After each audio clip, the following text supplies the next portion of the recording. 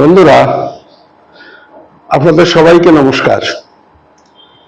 আমি সুপ্রীতি রঞ্জন বিশ্বাস,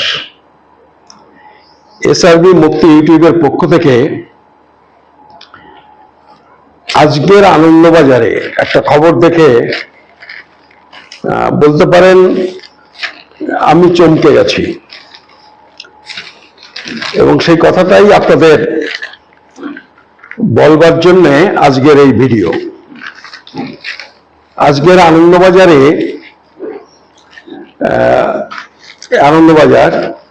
আনন্দবাজারের ওই যে উপরে মেন হেডিং গুলো উপর দিয়ে লেখা থাকে, তার মধ্যে এই দেখুন, এই আমার আঙুলের এখানে এইটা একটা হেডিং। এই হেডিংটাতে লেখা আছে, রাষ্ট্রপুঞ্জের বিভিন্ন কমিটিতে পাকিস্তান, অস্বস্তিতে মোদী সরকার। এইটা আজকের আনন্দবাজারের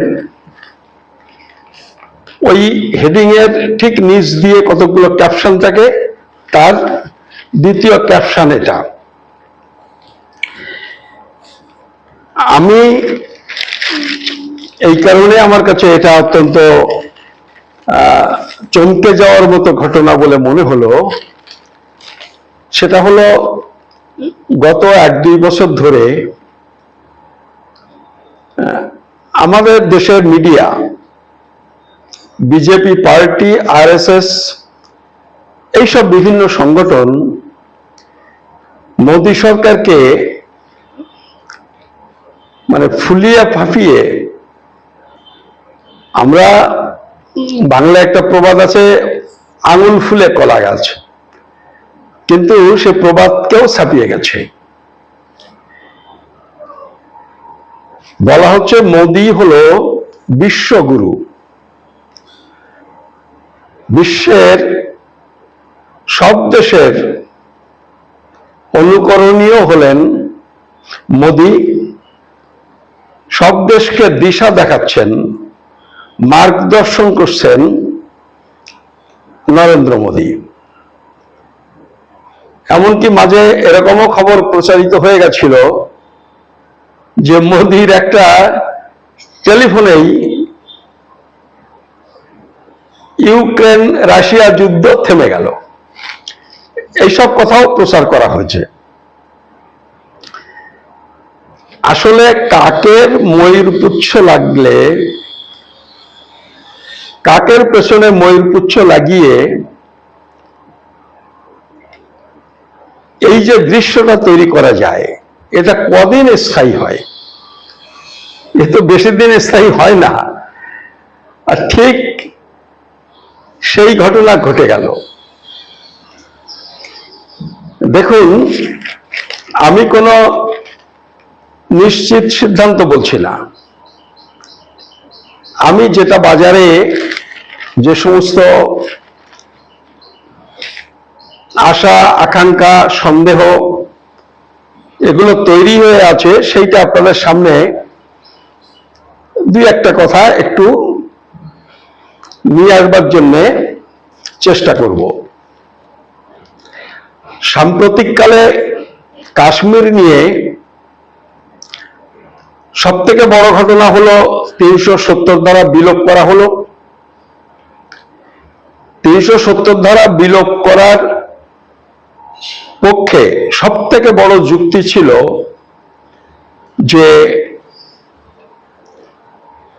370 ধারা বাতিল করলে, বিলোপ করলে কাশ্মীরে শান্তি ফিরে আসবে, কাশ্মীরি জনগণ ভারতের সাথে একাত্মতা বোধ করবে। কিন্তু এই যে পরপর কতগুলো ঘটনা ঘটে গেল, সেইটাতে দেখা যাচ্ছে যে মোদী, অমিত শাহ বা বিজেপি সরকারের এই যে দাবি, সে দাবি মিথ্যা বলে প্রমাণিত হয়েছে। আসলে এটাকে মোদী সরকারের অন্যতম ব্যর্থতা বলেও আমরা উল্লেখ করতে পারি। আপনি দুটো ঘটনা দেখুন। প্রথম ঘটনা হচ্ছে পুলওয়ামা। পুলওয়ামাতে অতগুলো আমাদের সিআরপিএফ জওয়ান বোম ব্লাস্ট করে মারা গেলেন। নানান রকম কথা ছিল, সরকারের কাছে এই আক্রমণের আগাম গোয়েন্দা রিপোর্ট ছিল, তা সত্ত্বেও কিন্তু আমাদের এতগুলি সিআরপিএফ জওয়ান তাদের জীবন চলে গেল। তারপরে এরকম ঘটনা ঘটে না তা নয়, এরকম ঘটনা ঘটতে পারে, সন্ত্রাসবাদীরা এরকম ঘটনা ঘটাতেই পারে, এটা খুব অস্বাভাবিক ঘটনা, আমি সে কথা বলছি না।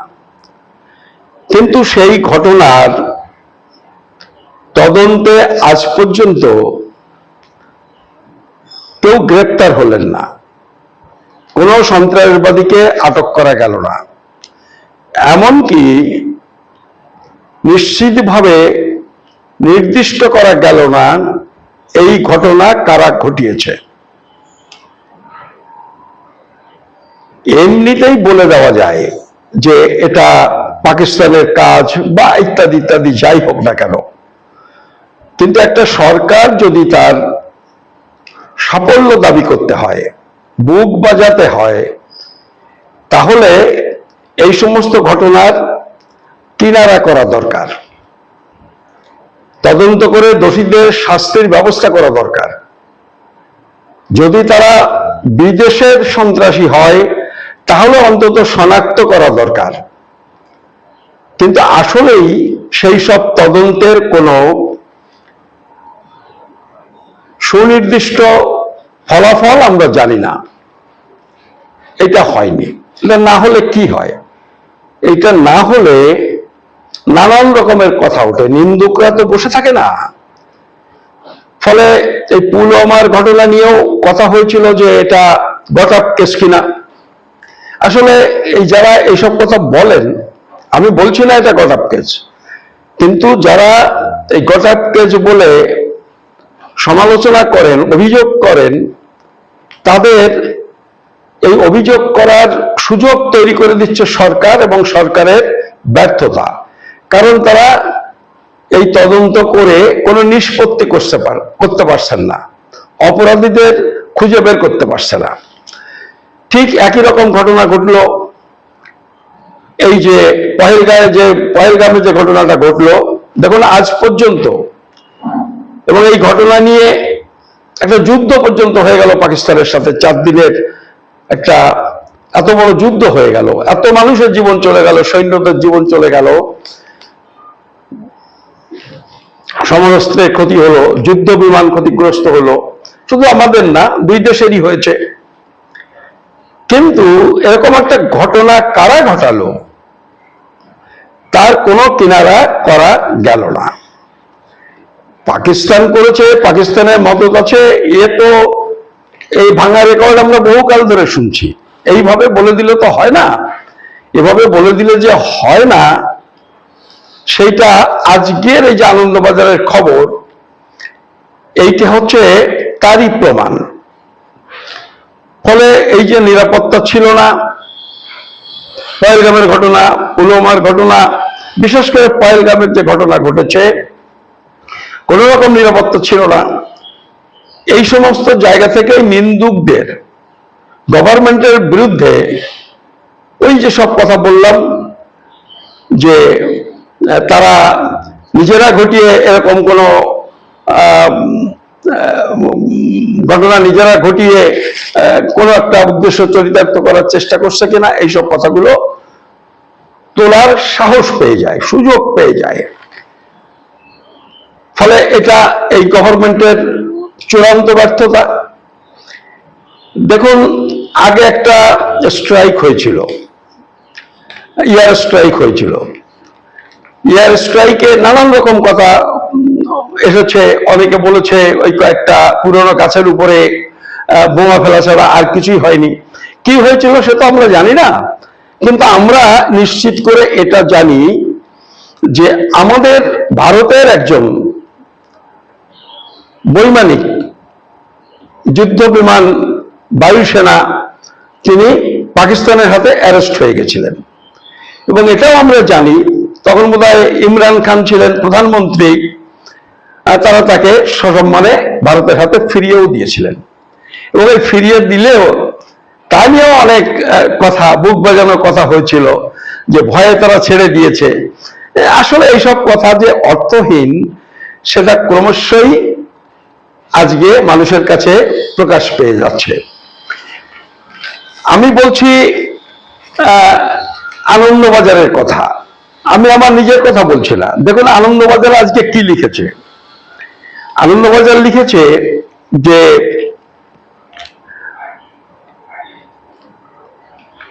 জাতিসংঘের একটা নিরাপত্তা পরিষদ আছে, সেই নিরাপত্তা পরিষদে মানে রাষ্ট্রপুঞ্জের নিরাপত্তা পরিষদ, সেখানে সন্ত্রাস বিরোধী কমিটি আছে।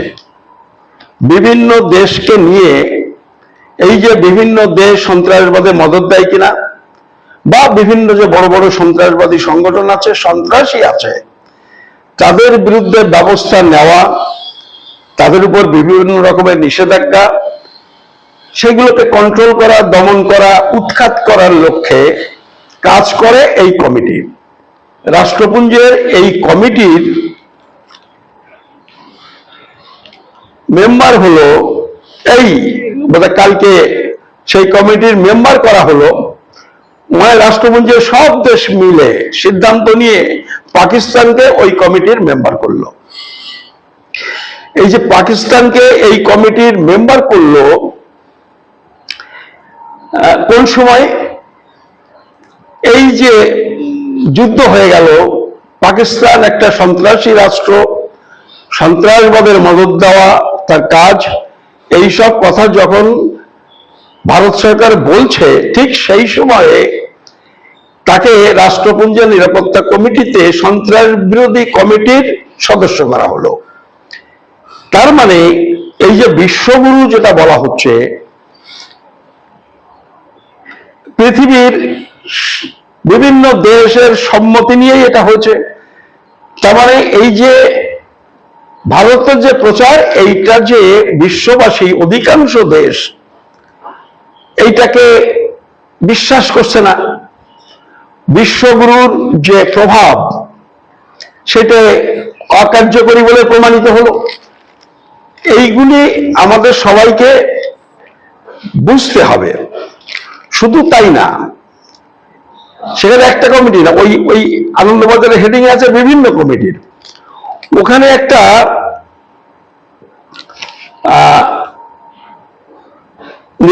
নিরাপত্তা পরিষদে তালিবান নিষেধাজ্ঞা কমিটি বলে আরেকটা কমিটি আছে, তালিবান নিষেধাজ্ঞা কমিটি।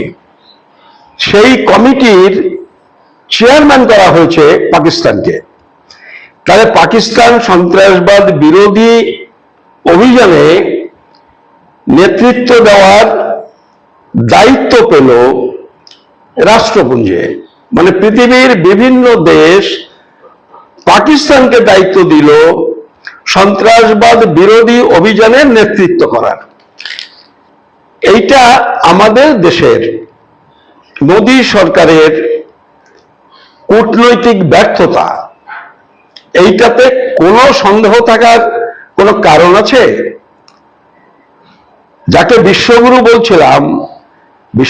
বলছিলাম তো এই যে কূটনৈতিক পদক্ষেপ, সেই কূটনৈতিক পদক্ষেপের মাধ্যমে একটা বড় জায়গা মোদী তৈরি করে নিতে পেরেছেন বলেই তাকে বিশ্বগুরু বলা হচ্ছিল।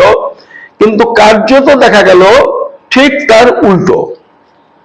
হিসেব করে দেখুন, পৃথিবীতে আজকে সন্ত্রাসবাদী রাষ্ট্র হিসেবে একেবারে শীর্ষে আছে।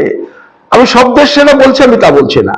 অধিকাংশ দেশ মনে করে যে ইসরায়েল সেরকম একটা দেশ, তালিবানরা সেরকম একটা দেশ, এবং তালিবানের শাসনে আছে আফগানিস্তান, তারা সেরকম একটা দেশ। এই যুদ্ধে কিন্তু প্রমাণ হয়ে গেছে যে এরা ছাড়া আর কেউই মোদির কাছাকাছি দাঁড়াননি, মোদির সরকারের পাশে দাঁড়াননি, আসলে ভারতের পাশে দাঁড়াননি। মানে মোদি সরকার ভারতকে সফলভাবে নেতৃত্ব দিতে না পারার কারণে, বিশ্বগুরু তো নয় বরং চরম ব্যর্থতার কারণে আজকে ভারত একগরে হয়ে গেছে। এইটা আমাদের দেশের মানুষকে বুঝতে হবে যে মোদি সরকারের যে প্রচার ঢাকঢোল পিটিয়ে করা হয়, আসলে তিনি তার যোগ্য কিনা। তালিবান বিরোধী কমিটির যেমন চেয়ারম্যান হয়েছেন, ঠিক তেমনি জাতিসংঘের নিরাপত্তা পরিষদের সন্ত্রাস বিরোধী কমিটিরও ভাইস চেয়ারম্যান হয়েছে পাকিস্তান। ফলে বুঝুন, এমন একটা সময় হয়েছে, হতে পারে এর মধ্যে নানান প্রক্রিয়া আছে, সেই প্রক্রিয়ার মধ্যে দিয়ে পাকিস্তান সুযোগটা পেয়েছে, কিন্তু কমিটিতে আসার সুযোগটা পেতে পারে বা যেভাবেই হোক না কেন, কিন্তু এরকম একটা পরিস্থিতিতে তারা হয়েছে, ভারত সেটা আটকাতে পারেনি। ফলে এইটা মোদী সরকারের যে বিশ্বগুরু তকমা, এইটা কিন্তু একেবারেই মিথ্যা, ভুল, এইটা প্রমাণিত হয়েছে। আর বিষয়টাকে আমি বললাম, আপনি কতটা বুঝলেন আমি জানি না, মানে বিষয়টার গুরুত্ব কতটা বুঝলেন আমি জানি না। আপনি আনন্দবাজারের মন্তব্যটা একটু শুনুন। আনন্দবাজার বলছে যে এইটা হলো ভারতের কাছে পাহাড় ভেঙে পড়ার মতো, মানে পাহাড় ভেঙে পড়ার মতো বিপর্যয় হলো এই যে, যেটা আমি আপনাদের বললাম। তাহলে আমাদের এই মোদী সরকার নিয়ে আন্তর্জাতিক ক্ষেত্রে আমরা কি অবস্থায় আছি সেটা আমরা খানিকটা বুঝতে পারি। এটা তো গেল একটা দিক। আপনি অন্য দিকগুলো দেখুন। মোদী সরকার এবং মোদী সরকারের হয়ে আমাদের দেশের যে মিডিয়া, সোশ্যাল মিডিয়া বলুন, ইলেকট্রনিক মিডিয়া বলুন, প্রিন্ট মিডিয়া বলুন, সবই, আমি সবগুলো মিলিয়ে আমি বলছি, তারা সেই নোট বাতিলের সময় বলেছিল যে নোট বাতিল হলে সন্ত্রাসবাদ উৎখাত হবে, তাদের টাকার যোগানটা বন্ধ হয়ে যাবে। হয়নি। এটা বহু আলোচিত একটা বিষয় যে এটা কোনোভাবেই কার্যকরী হয়নি। শুধুমাত্র সারা দেশের মানুষের ভোগান্তি হয়েছে, বহু মানুষ মারাও গেছিলেন এই প্রক্রিয়াতে, এই নোট বাতিল, চেঞ্জ করা ইত্যাদি ইত্যাদি প্রক্রিয়াতে, আপনাদের মনে আছে। তারপরে ধরুন বছরে তারা বলেছিল 3 কোটি, বছরে বলেছিল 3 কোটি চাকরির ব্যবস্থা করবে। সেইটা যে কোনো কাজে আসেনি। একটা নতুন কলকারখানা হয়নি, একটা নতুন কলকারখানা হয়নি। 11 বছর মতো ক্ষমতায় একটা বড় শিল্প কলকারখানার ভিত্তি স্থাপন করেছে এটা বলা যায় না, যেখানে বহু লোকের চাকরি হতে পারে।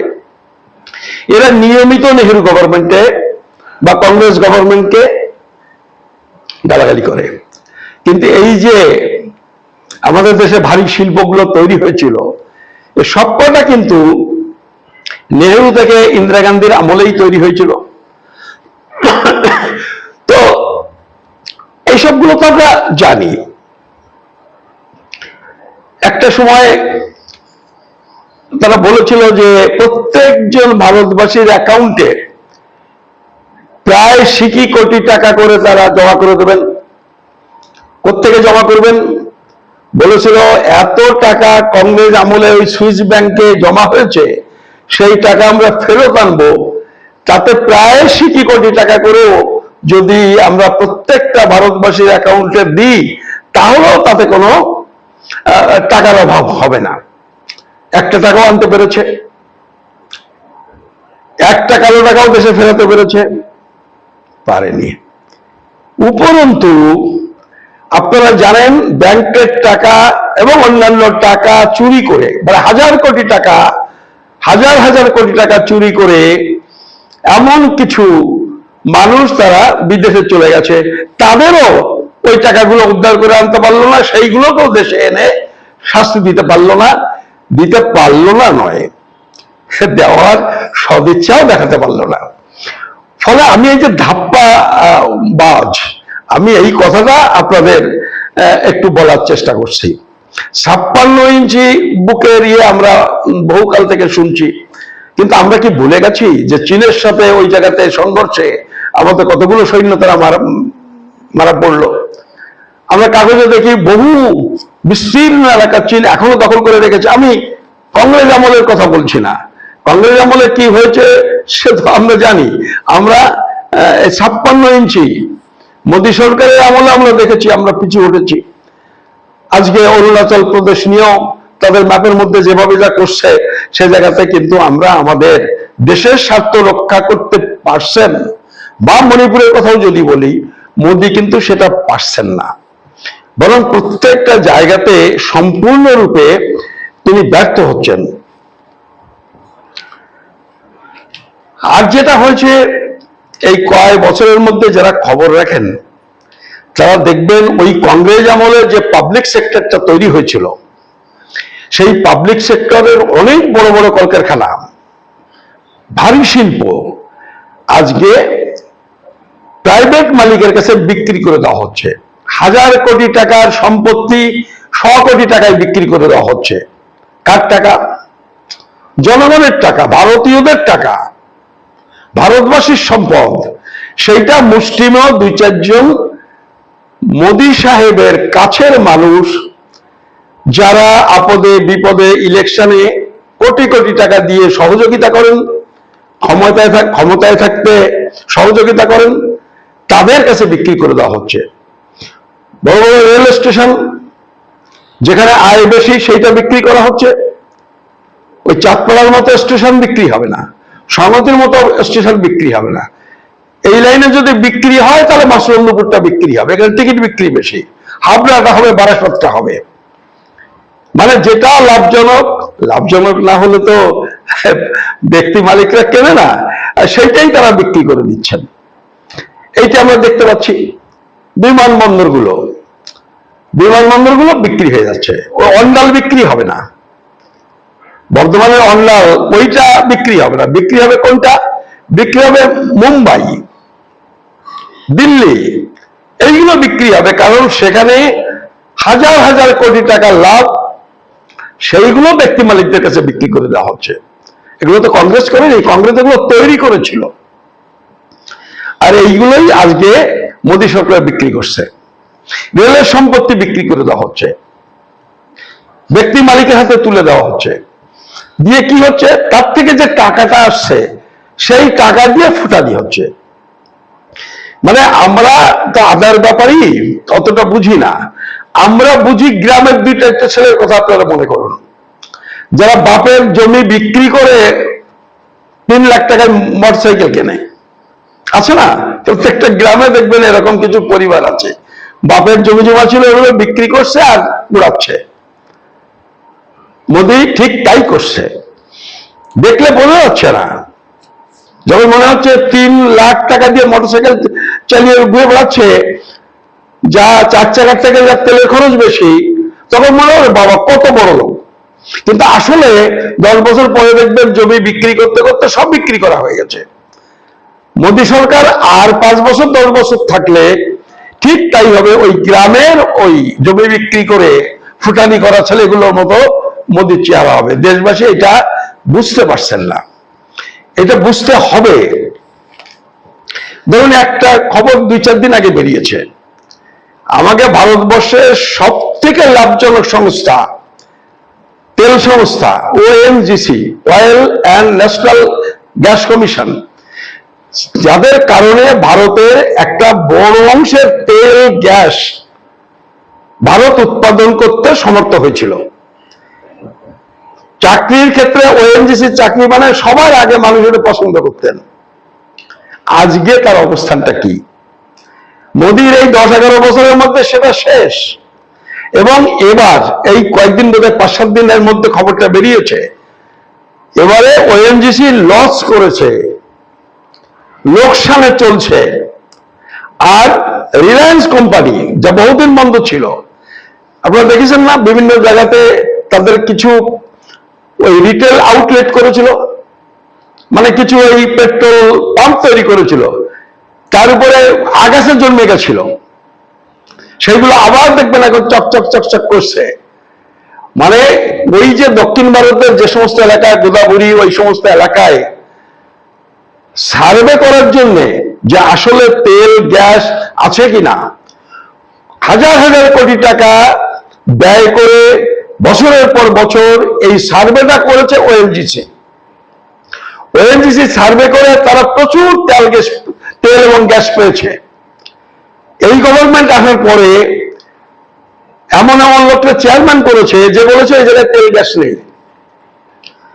হাজার হাজার কোটি টাকা খরচ হয়ে গেছে, বছরের পর বছর তেল গ্যাস মিলেছে, নিজের লোক বসিয়ে দিয়ে তাদের দিয়ে ওই একটা টপ পোস্টে বসিয়ে দিয়ে বলেছে ওখানে তেল গ্যাস সেরকম কিছু পাওয়া যায়নি, যা পাওয়া গেছে সেটা তুলতে এত খরচ হবে যে আয়ের থেকে ব্যয় বেশি হয়ে যাবে বলে সেগুলো মুখ বন্ধ করে রাখলো। ওই যে কুয়োগুলো খোঁজা হয়েছিল, যে সমস্ত ইয়েগুলো ছিল সেগুলো সব বন্ধ করে রাখা হলো, দিয়ে ওএনজিসি থেকে সরিয়ে আনা হলো। এইবার প্রকৃত যে রিপোর্টটা সেটা আম্বানিকে দেওয়া হলো। আম্বানি দেখলো ওরে বাবা, আম্বানি এইবার জলের দরে সেটা কিনে নিয়ে আজকে সেখানে লক্ষ লক্ষ কোটি টাকার তেল গ্যাস তারা তুলছে আর বিক্রি করছে। আর যারা এটা করলো, পয়সা যা খরচ করলো ওরা, আজকে যদি ওইটা ওএনজিসি তুলতে পারতো তাহলে লক্ষ কোটি টাকা তারা প্রফিট হতো। খরচটা তাদের দিয়ে করিয়ে দিয়ে দিল রিলায়েন্স। সেই সমস্ত করছে। আমি আপনাকে একটা মেকানিজমের একটা সাধারণভাবে একটা কথা আমি বললাম, কিন্তু এই সমস্ত জিনিস চলছে।